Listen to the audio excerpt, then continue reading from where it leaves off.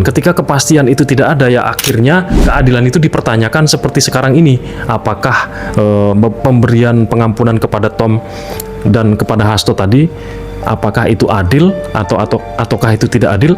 Itu masih menjadi pertanyaan. Ini nggak sesederhana itu, bro, ya. Ini bukan sesederhana politik yang hanya mengincar jabatan. Ketika seseorang menjadi seorang influencer, kemudian menjadi seorang YouTuber yang kemudian akhirnya terbungkam oleh jabatan, karena ketika menerima jabatan itu otomatis kita akan mendapatkan sebuah batasan, yang mana ketika sebelum kita memperoleh yang namanya jabatan tadi, ekspresi-ekspresi, suara-suara hati, ketika pemerintah melakukan sebuah kebijakan yang menurut kita salah, kita tentu akan berani berekspresi sesuai dengan apa yang kita pahami dan apa yang kita rasakan. Namun ya, ketika kita sudah mendapatkan jabatan, akhirnya ruang gerak pembicaraan itu menjadi sangat terbatas. Ya, kenapa? Karena di atas itu ada kepentingan, ya, kepentingan yang mengatur kita agar supaya kita selalu berada dalam pakem kepentingan tersebut. Itu ya yang menjadi masalah, ya. Namun teman-teman, yang satu hal yang perlu dipahami oleh para elit, ya, bahwa pendukung Bapak Jokowi ini seperti pepatah begini, teman-teman. Mati satu, tumbuh seribu.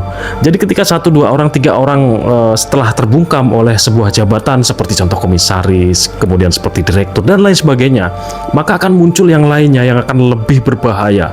Karena yang namanya idealisme itu, teman-teman, belum tentu itu tidak ada, ya, tetapi banyak juga orang yang memiliki idealisme yang mungkin selama ini masih tertidur dan terpaksa kini harus bangun. Ini bukan tentang cita-cita sederhana. Ketika Mas Arya pengen jadi komisaris, ketika Mas Arya pengen jadi anggota dewan, makanya sekarang bikin konten supaya terkenal. Kemudian atau Mas Arya pengen mengembangkan akun ini supaya banyak subscribernya, banyak followernya, seperti di TikTok, ya, followernya udah ratusan ribu. Kemudian di YouTube baru dibangun berapa hari udah 2.300 sekian, yang kemudian nantinya bisa jadi YouTuber. Ini bukan tentang itu, tetapi ini tentang idealisme, teman-teman. Jujur, sampai dengan perjalanan di kota Solo ini sudah banyak sekali tawaran. Namun ketika kita berada di dalam sebuah idealisme, tentunya hal itu tidak akan berbanding lurus dengan isi kantong kita, teman-teman. Karena tim kita juga sendiri sudah banyak yang sekarang ini tidak lagi speak up, kemudian tidak lagi berani berbicara karena keterbatasan yang ada. Akibat saat ini sudah mendapatkan sebuah jabatan yang bagus di pemerintahan sana, teman-teman. Tidak semua hal dapat kita nilai dengan mudah, semudah kita menjalankan kehidupan kita sehari-hari, ya, teman-teman, ya. Tidak semua hal dapat kita simpulkan melalui sebuah jendela, karena kita harus memahami sebuah masalah itu harus dari satelit. Kita harus memandang masalah itu dari satelit, tidak bisa memandang masalah itu dari jendela. Seperti saat ini, teman-teman, banyak sekali masyarakat yang memandang masalah Tom Lembong itu dari kacamata idealisme, dari kacamata kapitalisme, kemudian dari kacamata ideologi dan lain sebagainya. Teman-teman, permasalahan Tom Lembong adalah permasalahan kasus korupsi, yang mana ketika Tom Lembong dan Hasto ini menjadi terpidana di dalam kasus korupsi, berarti itu kacamatanya bukan lagi kacamata politik, tetapi kacamata hukum. Nah, seperti itulah, teman-teman. Dalam hukum pidana itu dalam hukum, ya, ada tujuan daripada hukum, yang ketika mahasiswa-mahasiswa yang belajar ilmu hukum pertama kali itu langsung diajarkan tujuan daripada hukum. Ya, tujuannya apa? Tujuannya ini adalah duit tunggal, yang merupakan kepastian dan keadilan. Jadi kepastiannya apa nih, teman-teman? Kepastiannya ketika ada seseorang yang melakukan perbuatan pidana yang telah terbukti secara hukum, ya, kemudian perbuatan itu diproses dan akhirnya melahirkan kepastian, yaitu hukuman kepada para pelakunya, yang kemudian diharapkan hukuman tersebut bisa membuat suatu efek jera sehingga kehidupan masyarakat menjadi ajak.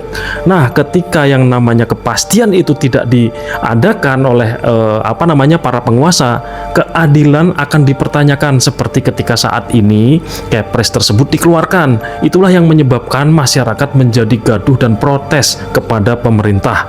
Nah, dalam hal ini siapa yang salah? Ya, kita harus sama-sama dewasa dalam menyikapi hal ini. Di satu sisi, para kreator ataupun para pengamat-pengamat politik, baik yang ada di di Sabang sampai Merauke, yang sangat banyak sekali jumlahnya. Saya perhatikan di sosial media saat ini sedang besar-besaran menyerang pemerintahan. Hal ini harus disadari dan hal ini harus dipandang tidak hanya dipandang dengan sebelah mata oleh negara, tetapi jadikanlah hal ini sebagai evaluasi. Jadi ketika masyarakat memberikan kritikan, apa yang salah? Nah, itulah yang harus dievaluasi oleh pemerintah. Apakah sudah benar ketika memberikan sebuah pengampunan ya? Realnya yaitu abolisi dan amnesti kepada Tom dan Hasto. Apakah itu sudah benar? Apakah kira-kira apa yang disampaikan oleh masyarakat hanyalah sebatas penyampaian yang tanpa dasar apapun? Dan ternyata masyarakat kita pun banyak yang mempelajari ilmu hukum, yang mana ketika kita adu dengan dasarnya aja, yaitu tujuan hukum, itu semua sudah bertentangan, karena tujuan hukum tadi duit tunggal, kepastian dan keadilan. Ketika kepastian itu tidak ada, ya akhirnya keadilan itu dipertanyakan seperti sekarang ini. Apakah pemberian pengampunan kepada Tom dan kepada Hasto tadi, apakah itu adil ataukah itu tidak adil? Itu masih menjadi pertanyaan. Tidak sedikit loh yang membicarakan masalah ini di sosial media, yang mana pembicaraan itu lebih banyak, saya perhatikan lebih banyak ke yang nggak setuju dengan keputusan presiden ini ya, karena terlihat dari sosial media yang saat ini mengatakan kekecewaannya lah begitu. Dan namun teman-teman ya, kita ini pada dasarnya harus terus mendukung pemerintah, kita harus memberikan dukungan. Ya, saya ingin mengingatkan juga ya teman-teman ya, bagaimanapun juga hal yang kemungkinan ini salah menurut saya dan menurut orang-orang ini ya, tapi itu juga belum tentu itu salah. Apakah yang namanya menjaga stabilitas politik ya, mungkin menjaga harmonisasi politik antara partai yang saat ini berkuasa di dalam pemerintahan sendiri berseberangan dengan partai koalisi yang saat ini tidak memenangkan pemilu, tidak menjadi presiden kandidatnya kan. Nah, menjaga keserasian, keajegan, keselarasan, keseimbangan itu, apakah itu merupakan sudah pertimbangan yang betul-betul? Karena sekali lagi kalau kacamata hukum ya bicaranya kepastian, bicaranya keadilan. Nah, tentu kita harus mempelajari dan kita harus selalu mendengarkan nih, seperti apa sih pertimbangan-pertimbangan nyata. Ini harus memang Bapak Presiden harus memberikan ya keterangannya, memberikan penjelasannya kepada masyarakat. Karena lucu ya teman-teman ya, ketika dulu Bapak Prabowo mengatakan saya akan kejar koruptor sampai ke Antartika. Nah, mungkin kita sudah juga memahami bahwa Risa Khalid ya, yang baru-baru ini dirilis dan diumumkan menjadi tersangka di perusahaan milik negara di BUMN ya. Mungkin Risa Khalid belum kabur sampai ke Antartika ya, tetapi masih kabur dekat-dekat sini. Nah, itu saja belum mampu ditangkap gitu loh, belum mampu diberikan perhatian. Ditambah lagi nih teman-teman, dikeluarkan pengampunan kepada Hasto Kristanto yang telah divonis dan terbukti secara melawan hukum dan putusannya pun sudah inkrah. Kemudian pengampunan lagi kepada Tom Lembong, yang mana Tom Lembong juga dalam proses hukum. Saat ini Tom Lembong itu sedang mengajukan banding. Jadi upaya hukum selanjutnya setelah diputus di pengadilan negeri ya, kemudian selanjutnya itu haknya Tom Lembong untuk mengajukan banding. Nah, tapi sebelum beliau mengajukan banding, beliau sudah mendapatkan yang namanya abolisi.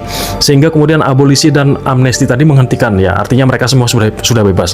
Nah, itu semua menjadi hadiah ya, dua hadiah besar. Yang pertama nih, Risa Khalid belum ditangkap. Sementara ucapannya akan mengejar koruptor sampai ke Antartika. Yang kedua, ditambah pengampunan kepada koruptor tadi. Nah, hal itu tentu membuat masyarakat ini membuat narasi, kemudian mengkritik pemerintah. Itulah yang harus diperhatikan oleh pemerintah. Kemudian teman-teman, selain mengkritik, kami juga tidak lupa dengan kebijakan-kebijakan bagus yang telah dikerjakan oleh pemerintah. Sekali lagi kami tidak pernah lupa ketika pemerintah telah memberikan sebuah kebaikan kepada masyarakat. Seperti contoh nih, kemarin telah berhasil menegosiasi pajak, yang mana pajak ekspor impor ya, perdagangan antara kita Indonesia dengan Amerika, yang tadinya dari 24% kalau nggak salah ya, turun menjadi 19%. Nah, itu merupakan hal yang bagus menurut kami, dan kami pun sudah membuat narasi dan kami mendukung hal-hal tersebut. Kemudian ditambah lagi hadiah bagusnya, pajak barang masuk barang masuk impor dari Amerika ke Indonesia, seperti kedelai dan lain sebagainya, yang mana itu dinolkan pajaknya, yang langsung berakibat bagus bagi industri-industri makanan yang menggunakan bahan baku kedelai tadi, sehingga kemudian maksimal hasilnya. Itu pun kami sudah mendukungnya. Kami sudah selalu mendukung hal itu.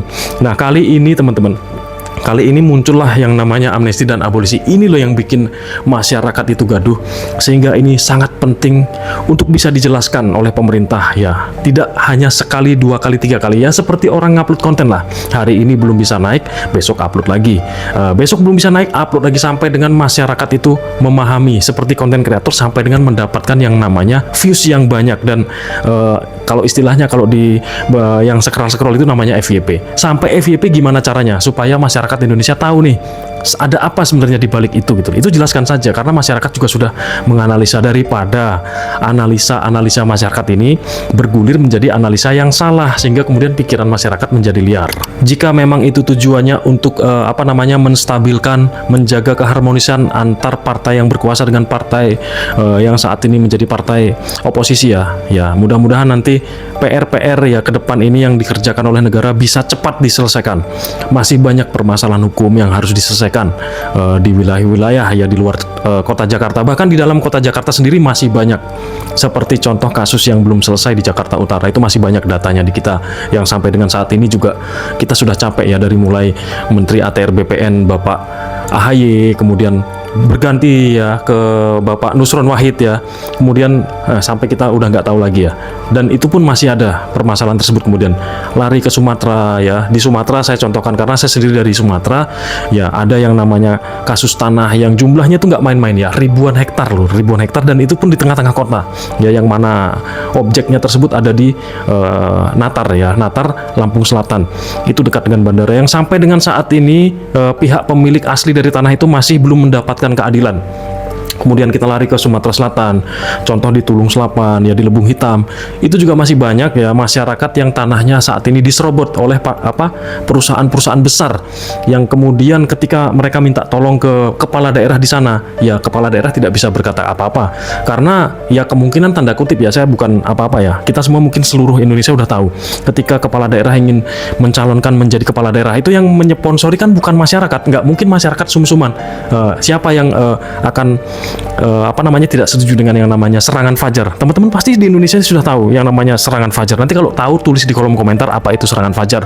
Mungkin 150.000, 200.000 kali jumlah mata pilih, supaya bisa memenangkan dirinya menjadi kepala daerah 50% plus 1 sesuai dengan demokrasi kita. Nah, itu masih menjadi korban mafia tanah yang sampai saat ini belum bisa mendapatkan keadilan. Karena itu ya orang kecil yang tanahnya diserobot. Ya, ada yang diserobot, ada yang bekerja sama dengan perusahaan lalu kemudian tidak bisa lagi mengelola dan tidak diberikan ganti rugi kepada yang pemilik tanah. Masih banyak yang harus dikerjakan oleh pemerintah agar supaya seluruhnya bisa merasakan keadilan. Nah, itulah yang terjadi di masyarakat saat ini. Memang yang namanya hilirisasi sudah dijalankan, kemudian lompatan hasil daripada semua itu sudah bisa dijalankan ya. Bapak Jokowi dengan gagah sudah bisa melawan ya pihak-pihak yang berseberangan dengan yang namanya hilirisasi. Itulah yang namanya bangsawan yang sejati. Jadi itu harus selalu kita ingat.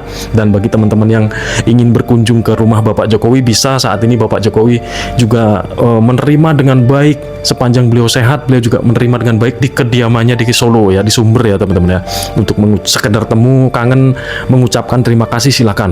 Nah, itulah PR yang masih harus dikerjakan oleh pemerintah. Jika memang alasannya ini untuk menjaga keharmonisan agar supaya tidak dilakukan serangan-serangan terus oleh partai partai oposisi ya, tapi itu harus dijelaskan. Oke lah, mudah-mudahan apa yang disampaikan itu nanti kedepannya bisa dibuktikan, karena kami sebagai masyarakat, kami hanya bisa menyampaikan pendapat kami lewat sosial media. Karena ketika pendapat kami sampaikan lewat gedung DPR sana, belum tentu itu semua dijalankan dan kami mendapatkan apa yang kami harapkan. Seperti contoh nih, rancangan undang-undang perampasan aset sampai dengan saat ini juga belum disahkan. Kami nggak tahu itu apa masalahnya.